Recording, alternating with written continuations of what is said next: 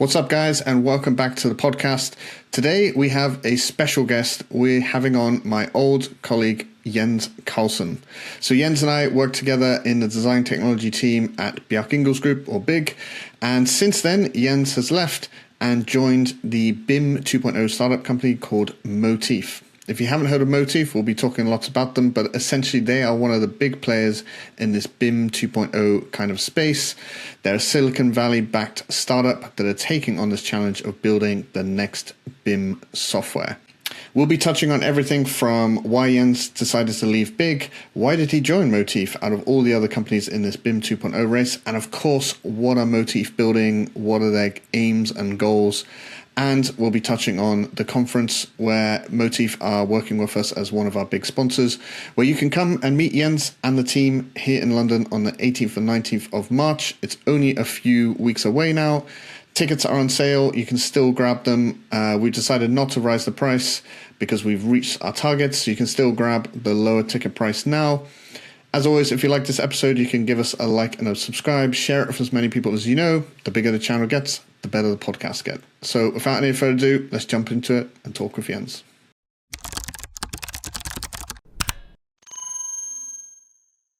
All right, that's it. We're live. Jens, welcome to the podcast. Thank you. Good to see you. Yeah, I think this one is kind of a special one, a unique one, because I obviously know you quite well. I think you're probably the the person I've had on the podcast I've known the most. Obviously, we worked at BIG for 5.5 years? Yeah, 5.5 years, I think. Yeah. Yeah. So, but I think it's a perfect time to get you on. We've been talking to a lot of the BIM 2.0 crew. We've obviously, this will come out in the new year. So we're starting a new fresh year, and we're already in the build up to, of course, the summit, which you guys are involved in, which I talked a little bit about in the intro. Right. But I think it's great to maybe rewind, and we can talk a little bit about BIG to Motif and what Motif is doing and what you guys are building right now. Yeah, happy to put some light on that. Yeah. So let's start there. Obviously, you and I were working at BIG. We were part of the design technology team. You were the director of DT. You were in Copenhagen. I was in London. We got the rest of the guys in Barcelona and New York. Yeah. Talk a little bit about why you left BIG and kind of maybe just touch on the story of how you ended up at Motif. So I decided to leave BIG, when was that? It was November last year, I think. So around this time, actually, last year. And it was, I guess it was, the main reason was simply due to burnout. I was a little bit burned out in the end. I felt I needed a break. I guess some would say I had stress as well, but it was a combination of just too many things going on. Not only at the BIG side, but also in my private life. I was building a summer house. I have been building a summer house at the same time, and been doing a number of other things. So it was just time for me to take a break. I felt physically that. I had headaches and other things, and I was not sleeping well and so forth. So I just, felt like, I need to pull the plug for a little bit and, take some time off. And then I also just thought it was time to figure out what I wanted to do and maybe do something different. So it was actually really, really nice to sort of, take some time to do that. And the first month, felt like being on holiday. It was in December, so I was just home, not really doing much. Then we got into January, and then it started getting slightly more gray and boring, and everyone was back to work, and it was no longer holiday season, and that's also by the time I started to realize, okay, I better need to I need to figure out what I want to do, and that's where the whole Motif thing also started to sort of come about, and that's where the whole thing lined up, if you will. So that was fantastic. Yeah, you transitioned also. I guess we both left BIG and then transitioned to the startup space. I guess you on the tech side, myself on the house building side. Yeah. So it seems to be honest, I was just going to say, like, I think I had already when leaving Big, I had a feeling that it was time for me to try out something like a startup, or like we'll surely talk about this later, but I had a desire to go into the software side. So I knew that Motif or some of the other different companies out there would be where I would want to end up eventually, hopefully. I didn't really see myself going to another architectural firm back then. Yeah. Yeah. So like, to maybe give people a view of what we were doing at Big, I think what's kind of interesting is we both actually started on the BIM side, right? You were the BIM manager of the Copenhagen office. I started as a BIM specialist, I think both in 2018.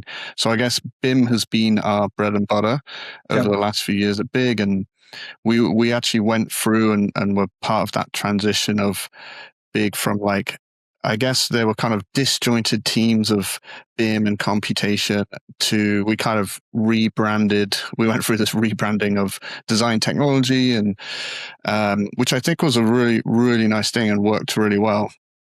And so I guess BIM has always been our bread and butter. But this other world of AI and computation is like, it's almost unavoidable to filter into that space, and hence why this kind of design technology push came about. But I guess one of the other key things you were doing, which was kind of like a prelude to the Motif and BIM 2.0 movement, was this whole open letter stuff that happened in 2020, 2021, which I know you're a big part of. Maybe just explain to people that don't know what the open letter was. What was that? And kind of, I think it kind of did trigger this whole BIM 2.0 race. So yeah, maybe explain people that story. At least given all the time and effort I spent on all that stuff back then, I definitely hope and think to myself that it at least is part of the reason why we see this BIM 2.0 race, or I don't actually like to call it a race, but like this shift or this movement that happened over the last couple of years, because we've seen a vast amount of new startups coming out, and a lot of them are trying to go after the space that we sort of identified, if you will, through the letters. And yes, it's true. I was definitely sort of part of that whole thing. Some would say that I was the one who, to a degree, threw the very first little snowball that would run down the hill and become an avalanche in the end. And it was really, it was about, we basically wanted to highlight the lack of development that was happening around Revit specifically back then. That was sort of the instigator, if you will, to the whole thing, or what sort of started the whole thing. And then there was also, it's a long story. We anyone who will see me at a conference, or if for those of you that show up at the HN conference in March, I'm happy to have this conversation in the bar. It's a longer story as how the whole thing unfolded, and we're not going to go into all that detail right now. But it was a combination of a few different things that happened around the same time, and some announcements of price increases. And I happened to be sitting in a bar in London, having some beers with some old colleagues, and we got into a talk, and then, a number of other things happened. And then another group in the UK got connected with the group I was looking at and working with. And so a lot of events sort of unfolded from there on.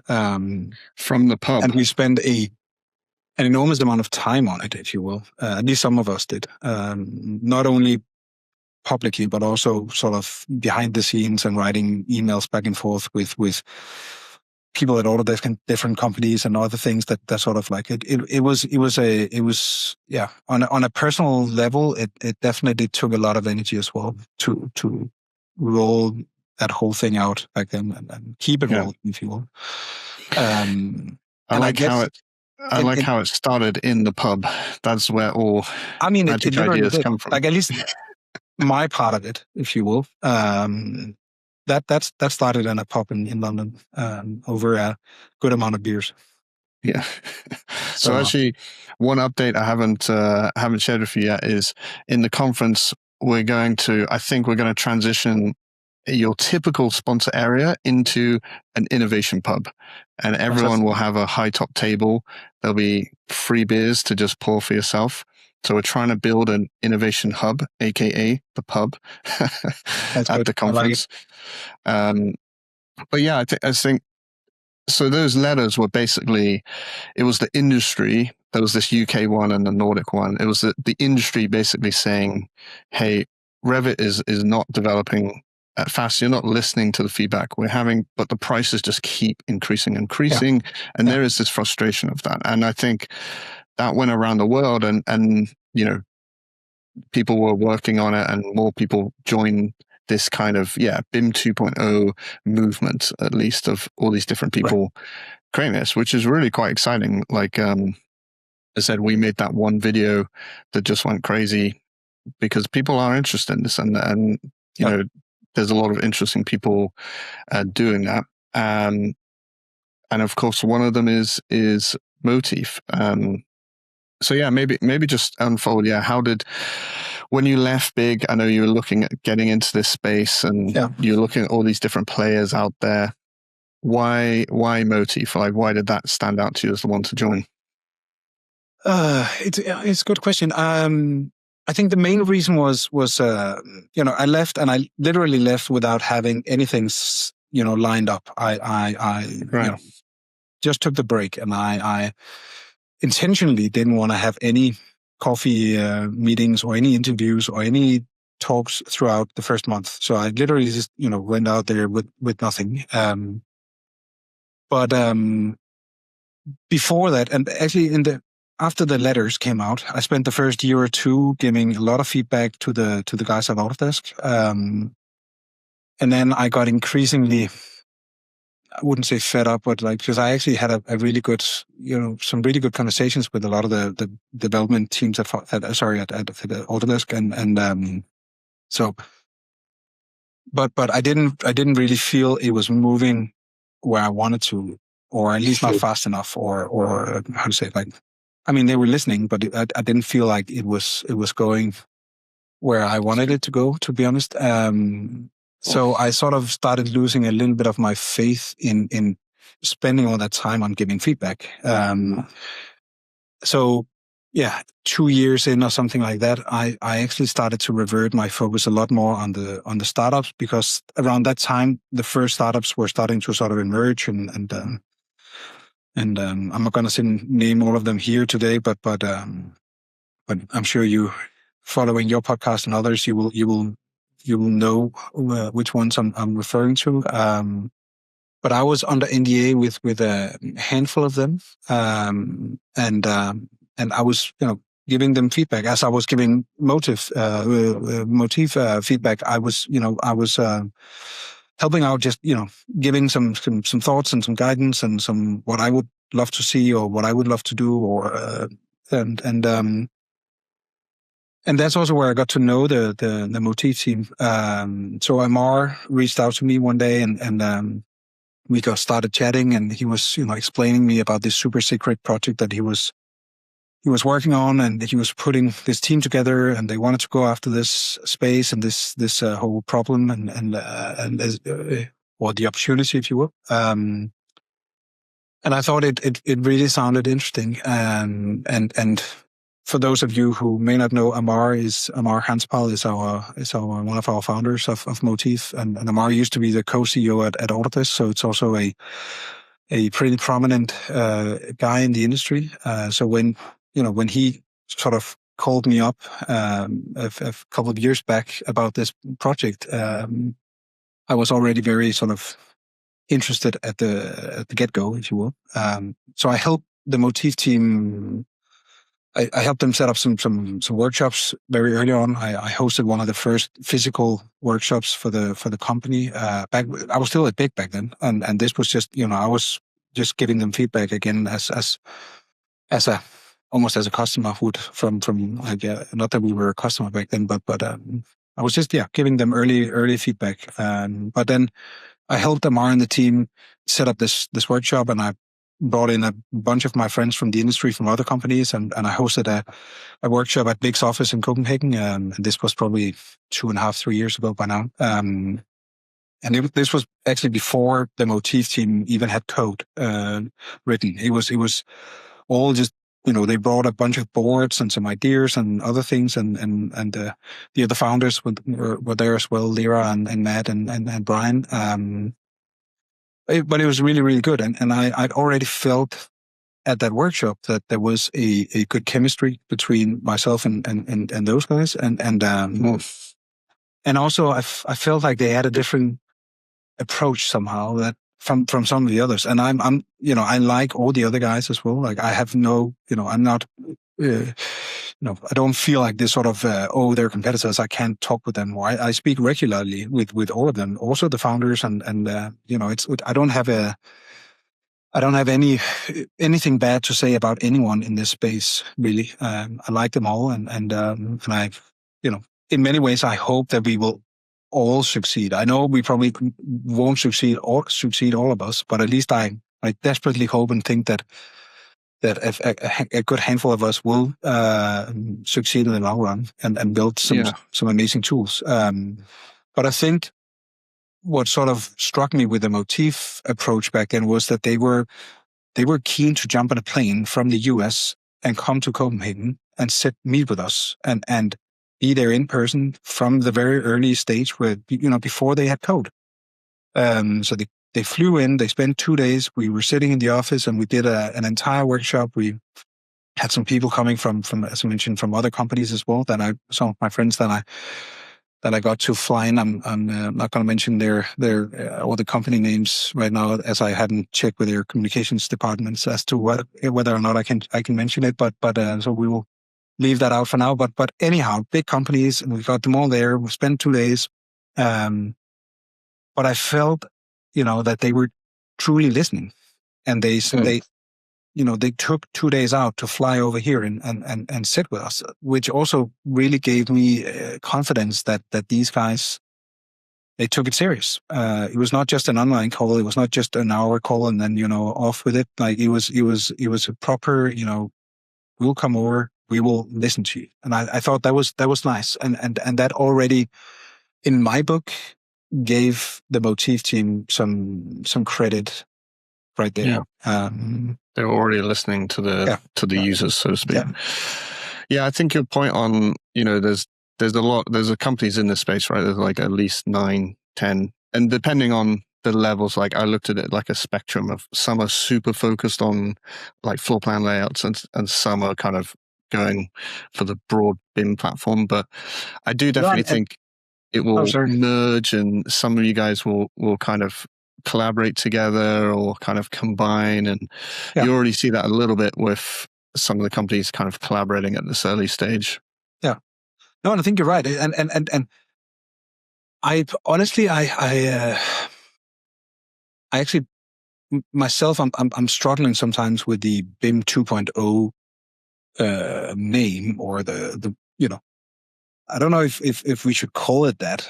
But I don't have a better idea for another name or for another expression. But because when you think about it, like there is definitely, as you were saying, like there is a good, I don't know, 8 or 10 firms in this bucket, and we're all going in very different directions, and some are very specialized on one particular problem, and others are at that sort of border where is it actually.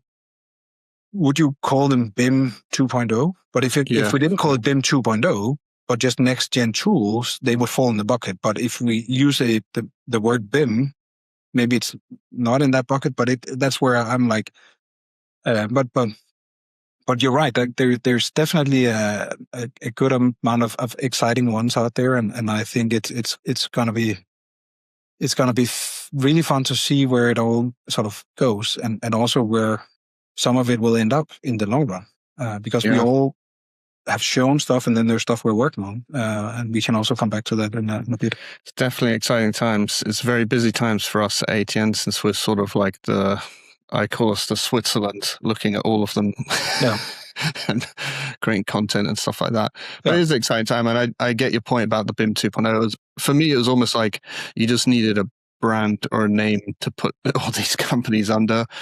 People will say, it's actually BIM 3.0 is it called next gen tools or something more broad? Yeah, what do you call it? Yeah. BIM 2.0 clearly sticks. I think it kind of gets the idea. But yeah. I think, which also brings me to the I guess my question for you guys at Motif is like, really the core point is the industry wants to see the next BIM tool, right? They kind of want, for lack of a better term, like a Revit killer or like something that would supersede that. So how do you guys see, like, what is Motif? If someone's watching this, they've never heard of Motif at this point, maybe give us, what is the elevator pitch of Motif and your North Star of where you want to go to? Right. So Motif, in a nutshell, is a cloud-based platform that we're building. I know a lot of people, at least the ones that already have interacted with our tool and know what we're building, would say, oh, Motif is all about federating models and it's just a collaboration tool, which to a degree is correct at this very moment in time. That is what we've built so far in our sort of, you could almost call it the early, I wouldn't say prototype, but the early version of the tool, of the platform is currently about sort of streaming models into an infinite canvas environment. You can have different boards. You can link in your models or stream in your models, publish them into the board. And then from there on, you can snap views from them. Those views will become assets that you can then place on other boards. But the views, if they update from that one board that shows the model, then they will also update on the other board that maybe only shows 2D. So it's a way for you to not only sort of stream your models into a space in the browser, but you can also use it to snap views that can be placed on, again, on other boards that can then be used for presentation purposes. Or we have an inbuilt image gen feature that is, I say the image gen stuff we've built is I like to sort of say that we're sort of trying to democratize the use of some of those tools by simply having it as a right click in the canvas. So you just literally, you select an image. It can be a viewport from Motif. It can be an image coming from your desktop or elsewhere. But you can just simply right click and then use the predefined settings to get a rather good image out. And then you can also do even further prompting or configuring and then get an even better image out if you want to. But the threshold to get something out is very, very low, and it's very easy and intuitive and straightforward.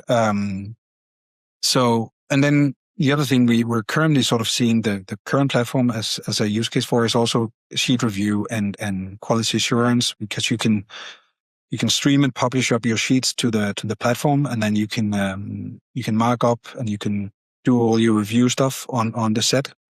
But then more importantly, if you add a comment onto the sheet, then that comment will bidirectional show back up in Revit. And then if you click on the comment in the Motif plugin in Revit, it will take you straight to the sheet where the comment was placed. And then you can comment within the comment, or you can write in a almost like sort of conversational way. You can type and have a chat with the person that provided the comment in Motif, and it happens real time. So you could almost have your principal in the architectural studio doing the review in Motif in the browser, maybe in the airport somewhere. And then you have the team in the office interacting with those comments directly, real time. So that's a possibility.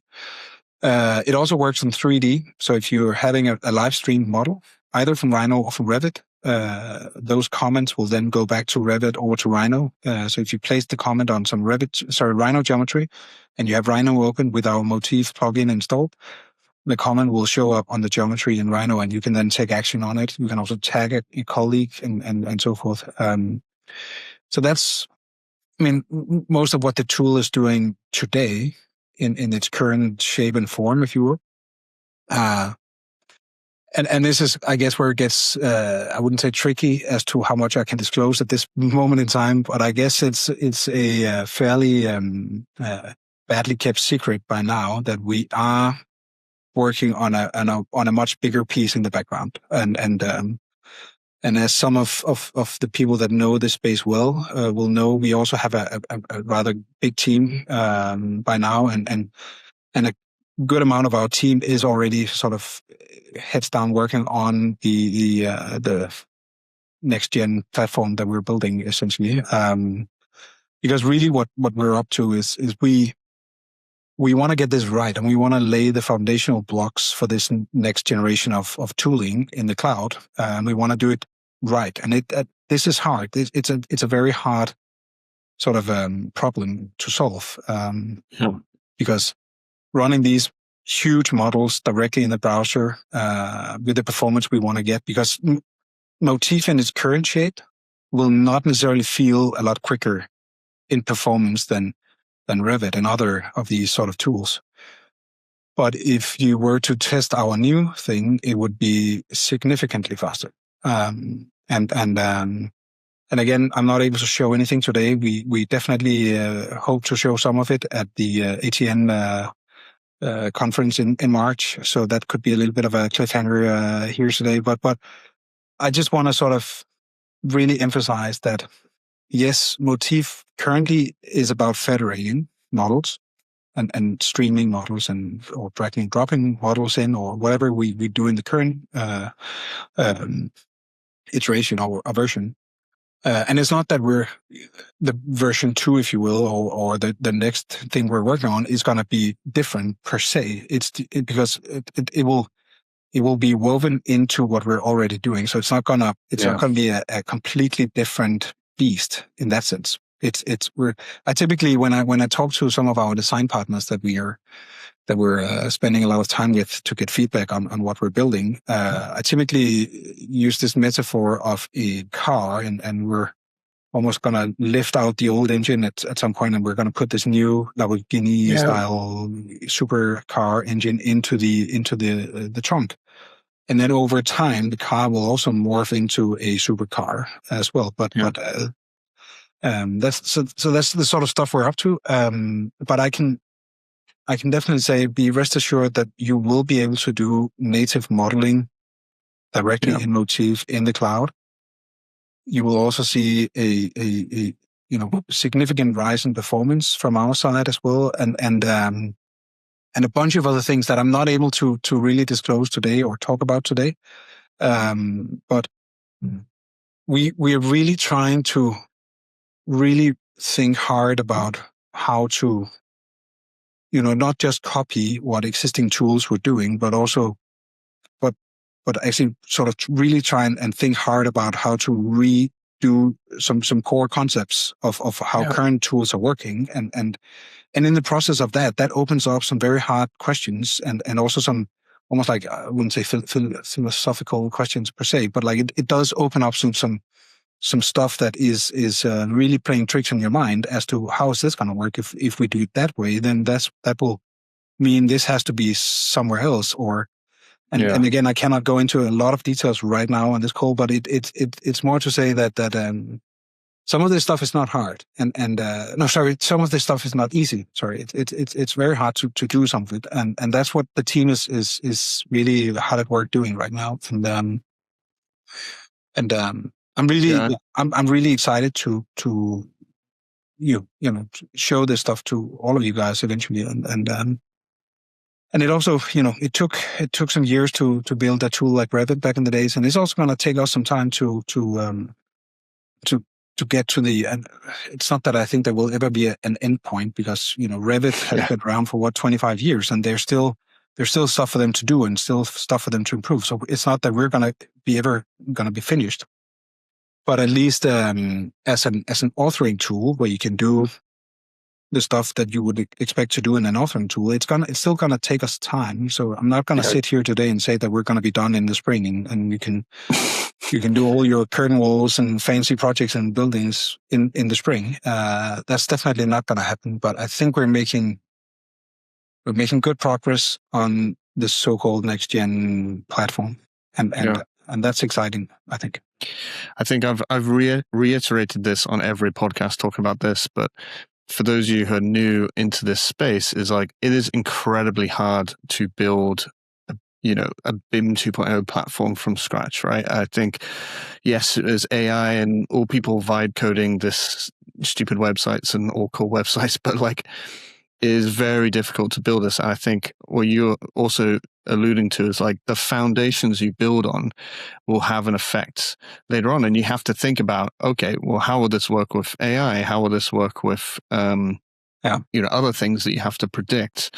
And one of the issues with Revit is basically, they're at a point where it's the foundation they would need to reinvent. And as you say, like rip out this engine and build a new one, which takes a lot of time. But essentially, you're starting with this collaboration tool now, whilst you're also building the kind of BIM authoring tool, which is kind of the end goal, the North Star.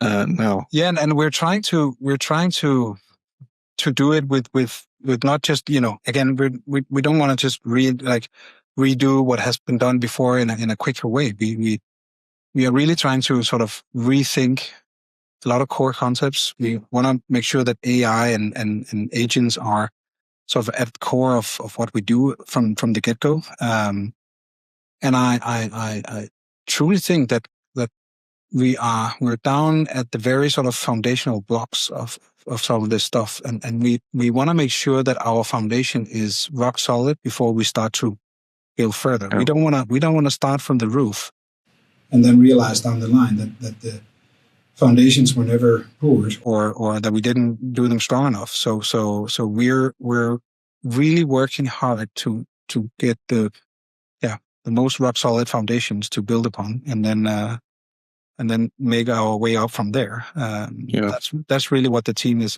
heavily doing right now. I think one of the interesting things with you guys as well is what you said at the end of the team, and you mentioned a few people, but I think you guys have got together like quite an epic group of people, from yourself to Amar, who's the founder of it. Maybe just give people a highlight reel of who's working on this and their background, so people know Amar was the co-CEO, right, of Autodesk, but maybe same a few other people that are in the team. Right. So we have Amar who started the company together with Brian Matthews. Brian used to also work at Autodesk for many years, and Brian have built a number of tools in his previous life, and have been behind a lot of the tools that people use today, and tools like Recap and other tools. So Brian has a lot of experience in that field as well. Brian is now our CTO and was also part of the whole push to the cloud at Autodesk. So he knows a lot of the cloud stuff already, quite heavily. We got people like Matt Jesek, who were on the original Revit team back in the 90s before the acquisition. He also was part of the Dynamo team back when Dynamo was created. We have Tatiana, who also were on the early Revit team and were one of the big one of the persons that really went out and did a lot of the preaching around Revit in the very beginning and was a big reason why it became a success as well. We have a guy called Ilya who's our sort of main engineer behind Motif, and Ilya wrote a lot of the underlying foundational code behind Revit that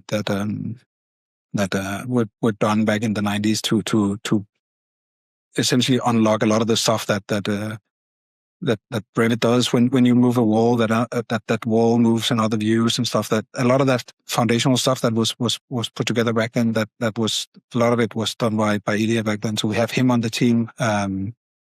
And then we have, also an interesting mix of, because we not only have AEC people, we also have people from that worked at Twitter before it went when it became X. So they were part of Twitter in the earlier times, and they've may not have a lot of industry knowledge from the AEC industry, but they have a lot of knowledge in handling vast amount of users on a domain in the cloud and the security stuff that goes with it and other things. So we've really tried to set a team that knows the AEC industry well, but also a team that comes from other industries that can really sort of shake things up, if you will, and provide new ideas and new thoughts and so forth. So I think we I think we have a really strong lineup, and it's it's you're also to work with these guys. I'm still I'm still getting. Given that I came from the industry and I wasn't in the software industry before, I'm still trying to adapt, and I'm still I'm still feeling very new to this whole other side of the fence, if you will. But it's fun. It's interesting, and it's And you guys are sort of, out of a lot of the BIM 2.0 companies, you guys are sort of like the Silicon Valley company. You guys are founded from San Francisco. You've got Silicon Valley investment. I don't know if there maybe Hyper is sort of also in that side of the world, but the rest of them are kind of not in that space. So it's quite interesting to see, like you say, you guys actually have some great developers that have come over from these other industries like Twitter or whatever, Airbnb, or all these kind of Silicon Valley companies, which is really interesting in itself. Right. That's true. And we originate from San Francisco, and that's where Brian Amar is based. But really, the company is remote first. So we are spread around the US, Europe, and many different parts of the world, to be honest. I'm based out of Copenhagen, Denmark, and I have a good colleague in London, and we have a guy in Spain, and we have some people in Ukraine. We've people in a lot of different places, really. But you're right. The company is sort of, the roots of the company goes back to Silicon Valley and San Francisco, and in that sort of region of the world. And that is the case. How has the transition been for you from big to a startup? Like, is there parts you miss from big, as being in the architecture firm versus now you're in the kind of pure software side? You're also, like you say, sitting on the other side of the table, right? You are being sold to for a big, and now you're selling to all these different architecture firms. Yeah. So anything you miss from big, or any kind of big takeaways in the difference? I mean, I would be lying a lot if I was saying I didn't miss big. Like I totally miss big for sure. And I guess what I miss the most is by far the people the most. There's a ton of people I miss, and I also miss my daily routine. Cycling to the office and also seeing other people. Like I guess that's the probably the worst part of my current job, is that I don't have any close colleagues that I physically see on a day-to-day basis. Like everyone I interact with is online, and that obviously I do miss having like physical colleagues around, if you will. I miss the craziness of the projects and the stuff that we were doing at Big every now and then as well. So I would totally be lying if I said I didn't miss Big. But I gotta say, I'm also really happy in my new role here, and this new setup has allowed me, basically my home is 800 meters in one direction from where I'm sitting right now, and my daughter's kindergarten is another 800 meters in a different direction, but it's like almost in a perfect triangular shape from my home to my daughter's kindergarten to my work to my home. So my day-to-day routine right now is very, very easy. I can, and there's also a lot of freedom and flexibility in my current job. So I'm couldn't be happier in many ways with where I've landed and how things are going in that sense. And I also got a little son in between, I was going to say, when you having that freedom or flexibility in getting him in the mix of it. So I was going to say, when you were talking about you were building your summer house, I was going to jump in and say you're also building you also built a family, right? You got 2 kids now. Yeah. So the summer house is 99.9% done. We were supposed to get the kitchen countertop delivered yesterday, but it didn't fit for some stupid reason, and now they have to come back next week. So that's the last bit. Then we're done. So deadline was before we're going to have Christmas up there. So the deadline was Christmas Eve, and I think we will make it. So it's going to be nice to awesome. Yeah, the realities of construction, which is a great thing to learn as you're making a new BIM 2.0 platform. You learn a lot. Definitely. I mean, I would actually encourage a lot of people to try and maybe not build an entire house themselves if they can, but at least building something and constructing something just teaches you so much about drawings and what to remember and what you should do and what you should consider. And so, like seeing stuff sort of firsthand is very valuable.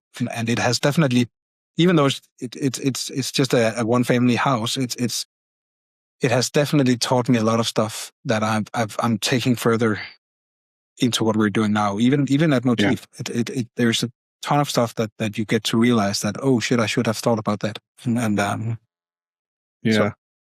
I'll also second the missing parts of big. Like I think the people, the culture.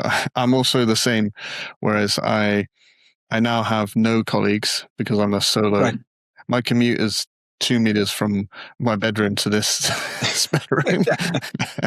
So I definitely miss the social aspect and some of the projects and the craziness or intenseness is it's a double-edged sword. It can be a good thing, but it's actually you can miss it as well. Yeah. But new life in the startup space.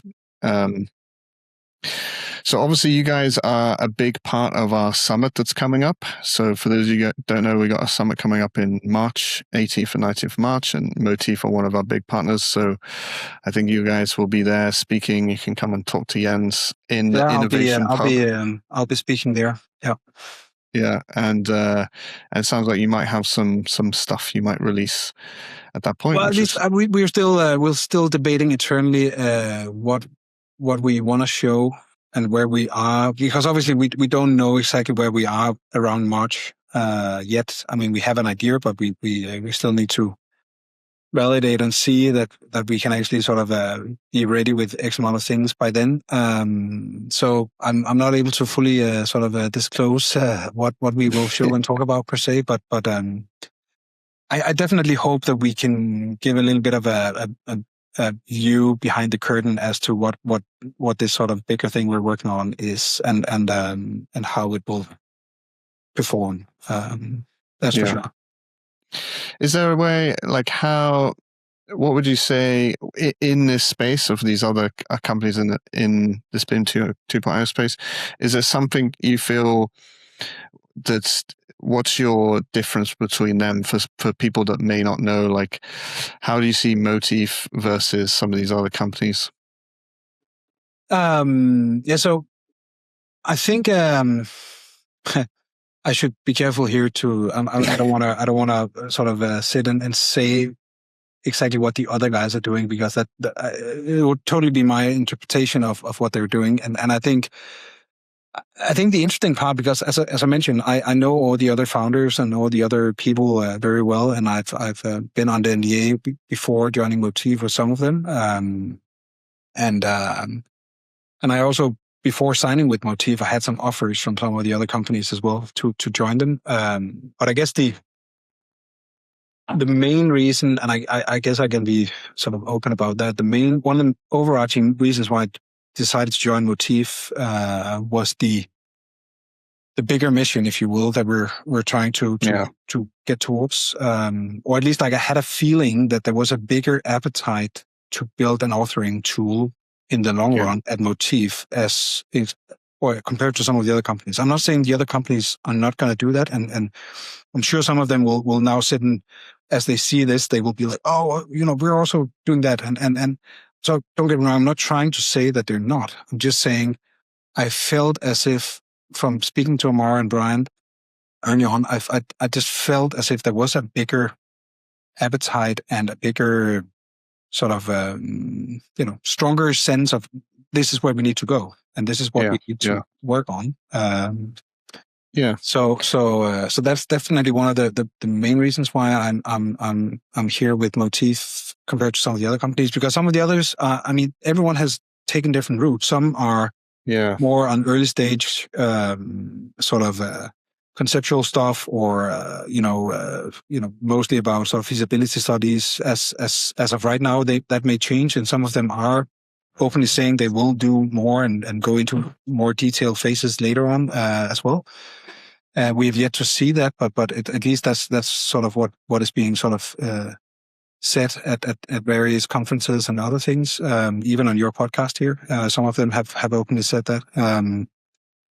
And then there's others that are trying to tap into the sort of later phase part of construction, but where you could potentially, and again, I'm not going to sit and mention names. People will have to make up the math themselves. But there's others where they're dipping into that space, but you could argue, have they got the foundations right before they go into that area? Yeah. I'm not sure. I'm just questioning that. And then there's others that have almost like started in the complete opposite end, more towards the construction side, and are making the way the opposite way. And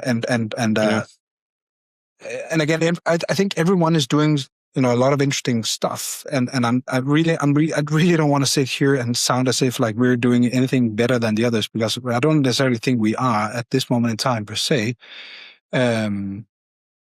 Or at least like I have no right to sit here and say that we're more right than others directly, but yeah, because everyone is going in different directions right now, and we will have to see what of those directions are the right one, or what will lead to the end goal. Because I guess the end goal for most of us, and again, it depends on where you cut the cake of being a BIM 2.0 startup. But if you take some of the ones that are primarily doing very specific tools out of the equation, if you only consider the ones that have sort of, to at least to a degree, said we are going to do an authoring tool eventually or at some point, or we want to replace Revit, which is also what has been said and so forth from a number of them. If you look at those, then I guess the question is, what is the right path to get to that point where you can actually start to replace one tool to do drawings in and designs in with another one? Yeah. And I don't think any of us is close to be at that stage right now, where you can really sort of swap out whether it's Revit or ArchiCAD or any of these other BIM authoring tools, but so everyone still has some development to do and some progress to do. But yeah, it will be super interesting to see how it plays out, how the whole thing goes. But I think back to why I'm with Motif, I think it's really down to I think it's this sort of appetite to really try and solve the hard questions. Yeah, that big problem. That I think sort of very, very much resonates with me. And that is really, again, it's easy to sit here and say without being able to show anything, but that is really what the team is doing right now. We're trying to really tackle some hard questions, and hopefully by unlocking some of those hard questions, that will lead to something brand new, if you will, in terms of I feel it is. I feel it is quite similar to the housing problem, right? It's like, it's a huge challenge. I think this kind of like, this BIM 2.0 thing, housing, they're probably the two biggest challenges in the AEC space. And there is a question of like, do you go and like try and tackle the giant thing, right? Like in that building houses and all this kind of stuff, or do you start like, okay, we're going to design them faster? And in the BIM 2.0 world, there's a lot of people focusing on feasibility or a specific thing, or like you said, they actually start at the other end and work their way down. And I get why you need to do that, is like get feedback, but then you can also then get pulled down this different direction of, now you're like a configurator early stage thing, and you've actually kind of walked down this path now, and you've kind of been led away from, I guess, the initial goal. So I think it is interesting to see the different ways people attack that. Everyone is doing it for good reasons, because none of us, maybe our good friends at Koenig, because they are self-funded right now, at least as to my knowledge, they don't have any sort of big corporations or investors behind them per se, but at least the companies that have investors on board are investing this journey, if you will, or investing in this journey. No investors on this planet would want a team to just go into a black box for 5 years and sit in front of a computer and do code, and then come out after 5 years and be like, here's what we worked on. Like, that's just not working. So we need to, not just we, but we as all the different BIM 2.0 companies, at least the ones with investors behind the scenes, we need to show progress. We need to show usage. We need to show, that there's momentum and that we're able to ship updates and features and that we're actually solving tangible issues. And that is back to, I guess, why we have taken all these different paths, is that, everyone, or, each of us may have different views or strategies as to how can you get a foot in the door and how can you penetrate into this market. Because it let's be honest, it is going to be hard. It's not, Revit has been around for 25 or more years, and so has Archi-CAD, and so has some of the other big tools out in the field that people use. And this is in a way back to what we started talking about, that all the software in our industry is rather old. And this is why we need new and modern tools like this.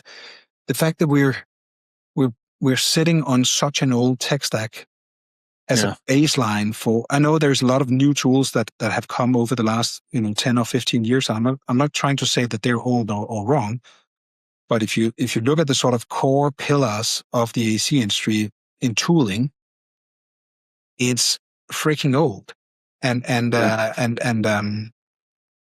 so that's why some of us has to succeed, because we cannot continue with all these sort of old things lying around. So, but it's as I said before, it is going to be hard. It's not going to be easy to get in, because I guess the tricky part you will always run into is that you work on a certain amount of features and stuff, and then you go to a potential customer and you say, no, now we fix this. Are you happy with this? And they will be like, oh yeah, that looks great, but now we want this. Or if you can do that, can we then do this? And then, because yes, we can do curtain walls and Motif, for instance. Or currently you cannot even model a wall in the current tool, but like once we get to do all of that stuff, then eventually people will want to do railings, and they will want to do stairs and curtain walls and other things, and then it sort of trickles from there. And so where do you start, and how do you get into the market, and how do you make a tool that is useful to maybe not everyone, but to some to start with, and then work your way from there. And I guess that's the sort of strategy stuff that we're also thinking hard about, is like, what can we, and again, this is stuff I cannot sit and disclose here, but it's obviously something we're thinking a lot about. Like, how can we come up with a tool that can get us through the door whilst we're building the bigger thing that we want to build? Yeah. No, it makes sense, and I think it's also a good way to go. You get feedback from users, and people can check it out. Which brings me to my last couple of questions, which is, if someone wants to try out Motif now, can they try it out? Where can they get hold of it? How much does it cost? Like, can people get their hands on it now? You can. I mean, right now we're mostly on a sort of I wouldn't say enterprise level, because it's not that you have to buy a ton of seats to get going. But currently, as it is right now, and I don't want to go into any pricing conversation on this call, because I could simply say a price right now before Christmas, and then maybe the team have changed something after Christmas. And so I'm not gonna mention a price here, but I can certainly say that we're not.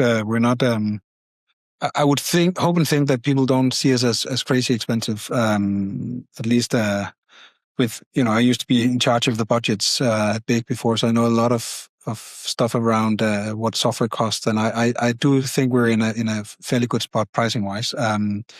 Anyhow, currently you would need to talk to our sales team to get the conversation going, and then you would need to buy, I think it's like minimum 5 or 10 seats to get started, as it currently is. But we are making strides internally to get to a point where we can do a more of a you can either buy 1 seat, or you can also, we want to get to a point where you can go and have like a freemium, or like if sign up for free and get 1 board to just test with, and then if you like what you're doing, you can talk to our sales team or buy a seat and move on from there. So we totally want to get to that point. We're not entirely there yet, but you can totally get your hands on Motif in its current shape, and as mentioned in the beginning, you can do sheet review stuff within the tool already. You can do a lot of image gen stuff, not only just image to image, but you can also do image to video stuff and editing and other things. So watch some of our webinars and other things in our YouTube channels as to what we're up to there. I think we're doing already with the current tool and platform. We have some very exciting stuff to offer.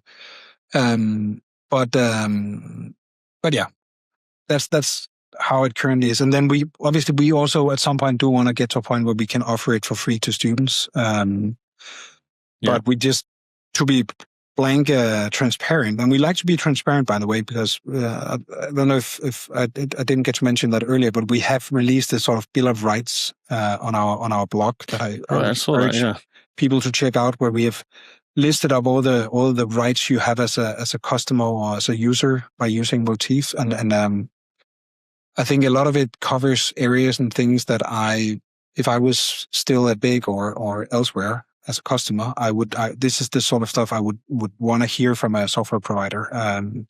So definitely go and check out the Bill of Rights if you haven't. But basically, in the spirit of the Bill of Rights, we'd like to be transparent about what we're up to and what we're doing, and we definitely want to get to a point where we can offer students free access as well. But currently, the limitation we have is actually simple. It's just we do not have the support people at hand right now that can support. If we open up the floodgates for everyone to just get in and get access to the platform for free, we would need a support team to support that. And we're holding a little bit back on doing that right now, but we will eventually, I'm sure. Yeah, I'm just pulling up the Bill of Rights. I'll put it in under the video in the description. You can check it out. But it's quite cool. I'll just name out a few, but the right to own your own data, the right to openness, the right to fair and transparent pricing, privacy, continuity. There's some really cool stuff on there. So I'll put that in the link below so people can check that out. But if people want to get in touch with Motif and you, I know you're really active on LinkedIn. Would LinkedIn be the best place for people to reach out? I mean, people are more than happy to, get in touch with me if they want. They can obviously also just write on on our website. There's a get in touch part, or an email you can reach out to us on. But I'm looking after industry and market development at Motif. So people are more than welcome to poke me on LinkedIn and send me any questions, or if you want to book a demo or book a session with us, by all means get in touch. More than happy to speak to you guys and show what we're up to more in detail. But by all means, and also as mentioned, as you brought up, we're gonna be at the ATN conference. We're gonna bring a good amount of people over for your conference in March. I'm definitely gonna be in the bar as well. So if anyone wants to catch up and have the longer version of the open letters and other things, by all means, catch me in the bar at the ATN Summit. That's for sure. Yeah. No, I definitely recommend if you're a firm thinking of checking out, you can be an early adopter of Motif. And I think the beauty of that is you get to help shape and craft a tool, which is pretty exciting. And yeah, we'll see you in the Summit Pub, which is we just came up with this idea this week to change it up. I like it. It's good. To try and move away from the classic, like, here's a stand, there's a barrier. Let's just have a bunch of bar tables and you can come talk to the Motif guys. You can talk to the D5 crew. I think it's great. There. So there's going to be lots going on.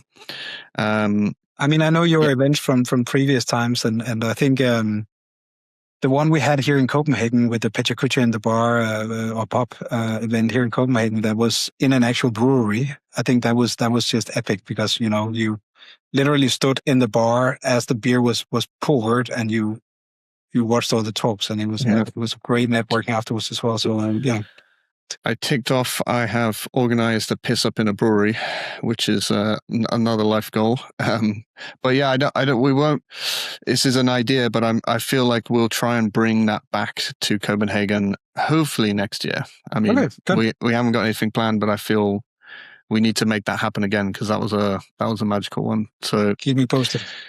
Yeah, stay tuned for that. Jens, thank you so much for coming on. I'll put Jens's link to his LinkedIn here so you can go and message him and ask him any questions about Motif. But I think it's really exciting times. You guys are one of the big players in the space, so we're excited to be partnering with you. There'll be loads of content here on ATN on Motif leading up to the conference and also after the conference, so stay tuned for that. But Jens, thank you so much for coming on. And, thank you. We'll see you at our next event.